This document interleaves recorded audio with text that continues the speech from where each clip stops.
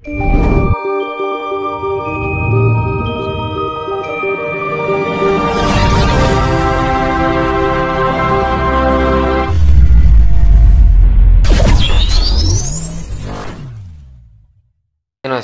dalam perjalanan kehidupan kita kan secara tidak langsung pasti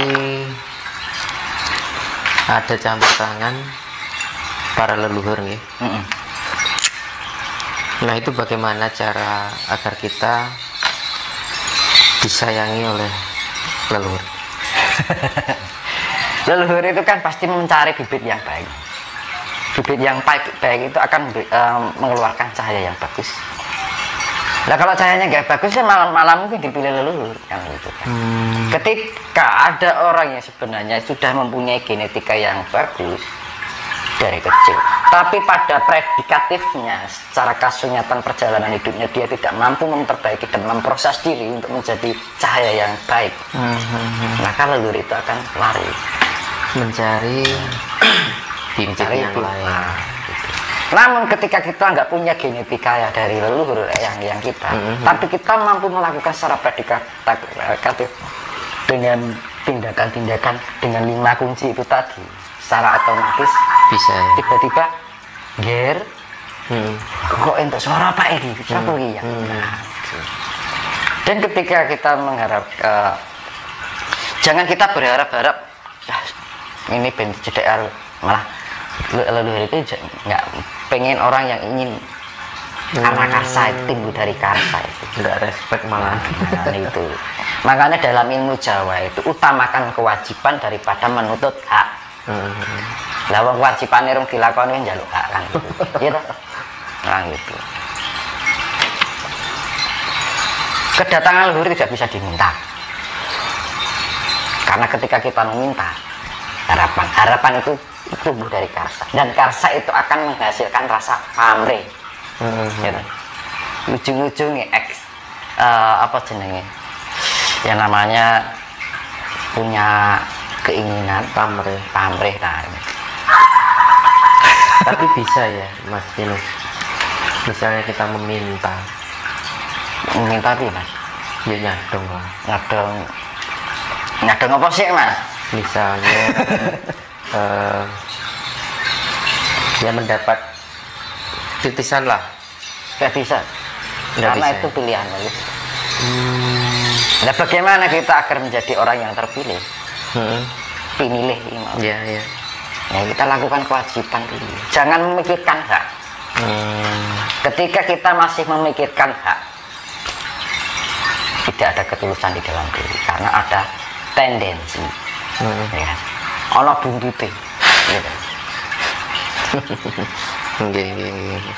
Orang kalau mempunyai keinginan karena ada pasti ada buntutnya. Nek orang tidak keturutan keinginannya, yang timbul apa Pak? Orang kalau menginginkan sesuatu, kalau kita tidak tercapai sesuatu kan mesti buntutnya nyelempak ya. Buntutnya nyampluk kiwa tengen ya. Nah gitu loh, tahu maksudnya? Nah, siap. Gitu.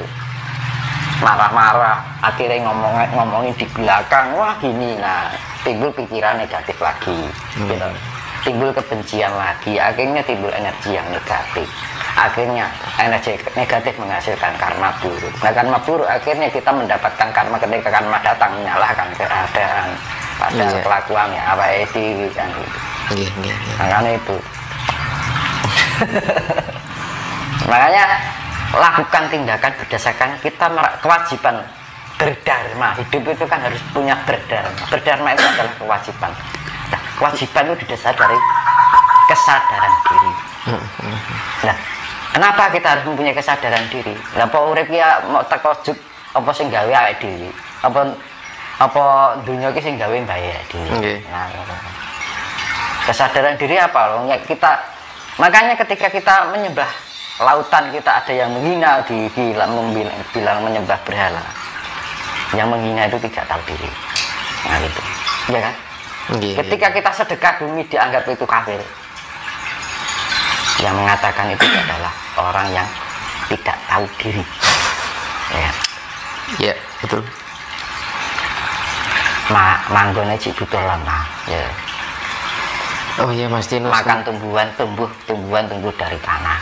Kita makan sehari-hari yang kita butuhkan. Kita sadari itu. Makanya aku pernah bilang, ketika kita minum itu kita sadari. Wah, rasanya kopi ini ya nak tenan ya. Nah, ini rasanya pahit tadi lebih. Ya, rasanya sedep nikmat gitu. Nah, kok iso dadi kopi merbenek banget. Ya, terus kita berdiam diri di bawah pohon beringin misalnya, wah seger banget, enak wit-witan, maksudnya enak wit-witan ya panas ya, kan kita sudah memayungi kali sama itu tanaman itu.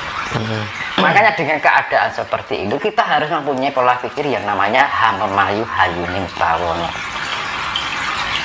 Nah, sedekah alam itu adalah hamemayu hayuning bawono.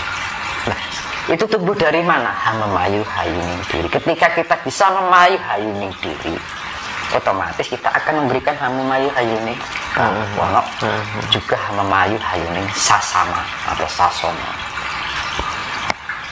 Nah, kita menghidup. Oh ternyata ketika kita duduk di bawah pohon itu sejuk ya. Berarti penting kan? Zaman saiki malah ikutan didoli, dadeke duit dilempet kan ngono kan. Lebokke ning ATM kan ngono kan. Akhire apa seneng-seneng ya ta. Tukok WKI, tukok kuwi. Bar iki wah aku iso ndi mobil, akhire mbuke ikuan diri. Oh aku iso lho ngene iki. Nah. Ya. Nggih. Orang kalau orang merasa mampu dari jalannya itu sudah lain. Iya. Gimana? Orang masa orang duwe misalnya, orang nggak punya. Ketika kaya, wah aku omongannya sudah beres, merasa mampu. Nah itu jebakan-jebakannya seperti itu yang kita waspadai. Nah, gitu. Makanya kan saya kembalikan pada ajaran budi pekerti luhur orang Jawa, ya kan. Makanya di zaman ini penagihan perjanjian eyang sabdo palem ini yang dikembalikan. Manusia harus bisa berhamemayu hayuning diri. Ketika manusia bisa berhamemayu hayuning diri, maka dia akan bisa mampu hamemayu hayuning bawono, hamemayu hayuning sasono. Nah, hamemayu hayuning bawono itu apa? Diartikan hamemayu itu artinya diambil kata dasar adalah ayu. Ayu itu adalah keindahan. Ha itu artinya suatu kata kerja. Ya. Mengindahkan bawono. Kita mengindahkan alam semesta ini. Hamemayu hayuning sasono, kita mengindahkan sesama kita. Dengan cara apa? Tepo sarira, rananing sarira, bagi ini kuwi to, Mas. Nggih. Orang untuk sarira kan. Hamemayu hayuning diri, kita mempercantik diri kita. Tapi yang sekarang ya dicantikin ragawinya. Loh, ketika kita mampu mempercantik jiwa kita, otomatis raga kita juga akan terawat. Tapi ketika orang mempercantik ragawinya, belum tentu jiwanya bagus karena wadah. Barang nek wadah ya apik, durung karuan sini apik. Nggih. Itu zaman sekarang kan ya makanya dibilang orang hanya memandang sebelah mata, itu kan zaman sekarang kan gitu. Di sawam jobone tok kan gitu kan. Makanya menilai keburukan dan ketidakburukan orang lain itu kan zaman sekarang hanya sebatas kulit gitu. Makanya ilmunya ilmu kulit juga. Makanya itu dikembalikan agar manusia semua di Nusantara ini biar memahami ilmu daging kan gitu. Wah ini daging semua kan. Rasanya enak kan. Nah makanya seperti itu. Nah makanya ini saya kembalikan dengan perjanjian yang Sabdo Palem dengan angka kunci 729 kalau disatukan menjadi angka 9, itu adalah awal menuju suatu kejayaan. Karena kejayaan itu sifatnya ada dua, fisik dan non fisik. Ya kan? Pembersihan secara fisik, pembersihan secara jiwa. Ya. Kalau di dalam pewayangan itu disimbolkan senjatanya Antasena dengan Wisanggeni. Oke. Ya, ketika Wisanggeni dan Antasena sebelum Baratayuda dimulai, disuruh sama sang yang menang dan diberikan satu senjata yang namanya Godo Inten, ya kan? Untuk membunuh siapa? Batara Kala dan Batara Durga. Batara Kala dan Batara Durga itu adalah Angkara Murka. Nah, target utama dalam bencana korban ini yang menjadi pembersihan ini adalah Angkara Murka. Angkara itu keegoan, keemosional, keakuan. Angkara Murka itu adalah kemurkaan itu sendiri, merasa tidak cukup dengan apa yang ada. Makanya wong Jawa ngajari wong urip iku kudu narima kan gitu kan. Akeh sithik kudu diterima. Nah, makanya kembali, kenapa disimbolkan Godo Inten? Intan itu adalah logam paling keras, batu mutiara yang paling keras, ya kan? Dan ketika dilihat itu bening sekali, beningnya melebihi beningnya air malahan, bahkan cahayanya bisa mengkilau, berkilau indah, keindahan. Nah, dengan kebeningan itu, kebeningan jiwa itu, orang akan mempunyai cahaya yang sangat indah sekali, dan bisa ketika mendapatkan cahaya, pancaran itu menjadi indah, pancawarna. Makanya kan belian itu warnanya pancawarna, macam-macam, putih tapi bisa menghasilkan cahaya apa aja. Magiku ini, ya kan? Kalau orang Jawa ngarani poncowarna, dalam arti aneka warna. Bahasa Indonesia. Nah, dengan kerasnya itu, nah ini untuk memukul gada itu. Makanya di dalam Antasena dan Wisanggeni itu gambarannya Isa Al-Masih membersihkan dengan jiwa itu, dengan cahaya kebeningan yang menghasilkan cahaya indah itu sendiri. Cahaya indah itu adalah bidang surgawi, nirwana. Ya kan? Antasena kebeningan ini. Nah, ini pemukul, ini simbol air yang keras. Nah, itu sifatnya fisik dan non fisik.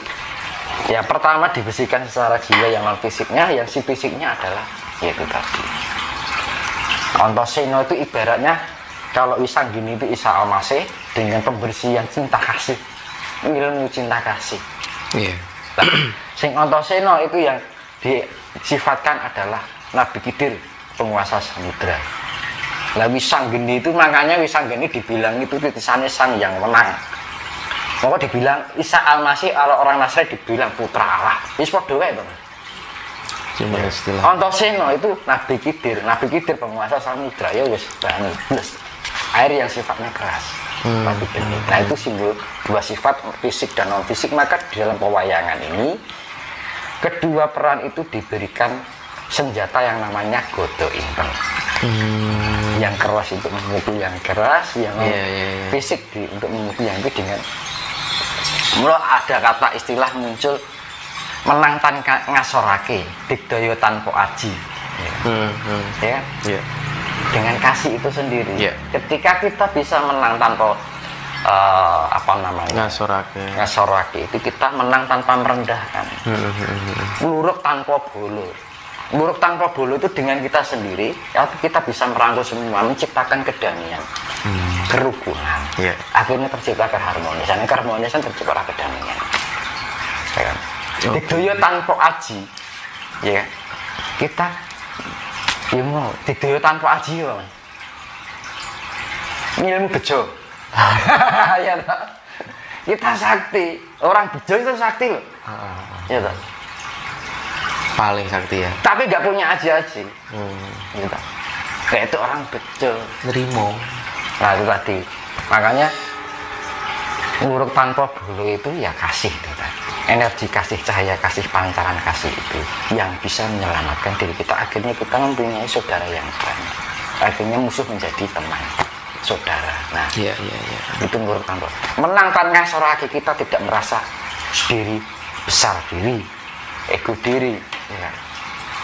Dengan cara itu, dengan sikap kerendahan hati, kita akan disayangi oleh banyak orang. karena orang itu pasti memikir salut ya, orang kok orangnya seperti itu, kok rendah hati. Ini anak nyawang mau tinggi hati kan ayo nganyel gitu kan. Iya. Beda kalau jenengan bertemu dengan orang yang dia mas. Nah, makanya orang Jawa mengajarkan tentang kehidupan yang penuh tata krama, sopan santun, anda pasor. Oke. Nyun sewu, badhe nderek tengking, ya kan? Orang Jawa.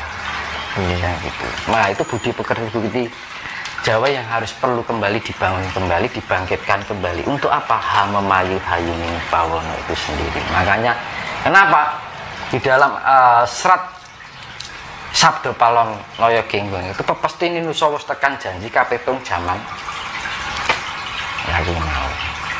Terus kapitung 500 warso bakal bali marang Gomo Budi. Gomo Budi itu dalam arti ageman, kita harus mempunyai busana itu sendiri ya. Berarti ini sudah ada 500 tahun atau lebih ya. Itu kan orang dulu kan hitung-hitungannya kan rata-rata orang tuh saklek 500 perkiraan ya gitu kan. Karena perhitungan itu orang dulu itu bukan pakai angka, jadi perjangkaan kira-kira sama ini loh.